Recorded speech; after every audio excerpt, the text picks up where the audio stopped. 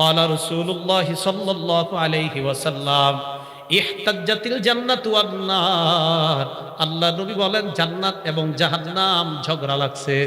জান্নাত এবং জাহান্নাম ঝগড়া লাগার পর ক্বালাতিল জান্নাহ, জান্নাত বলল ইয়াদখুলুনি আদ-দুআফা ওয়াল মাসাকিন, আমার মাঝে দুর্বল অসহায় মানুষগুলা প্রবেশ করবে। জান্নাত বলল আমার মাঝে দুর্বল অসহায় মানুষগুলা প্রবেশ করবে। ওয়াকালাতিন নার, জাহান্নাম বলল ইয়াদখুলুনি আল জাব্বারুনা ওয়াল মুতাকাব্বিরুন, আমার মাঝে অহংকারীরা প্রবেশ করবে। জাহান্নাম বলল। আল্লাহ জান্নাতকে আর জাহান্নামকে ডাক দিলেন। ক্বালাল্লাহু তাআলা লিল জান্নাতি ওয়ান নার, প্রথমে আল্লাহ জাহান্নামকে ডাক দিয়ে বললেন আনতি আযাবি আনতাকিমু বিকি মিম্মান শিতু।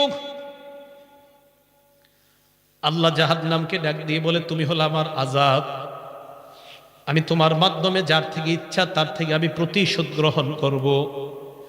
মুসলমান, আমি বারবার এই জায়গাটা পড়ি।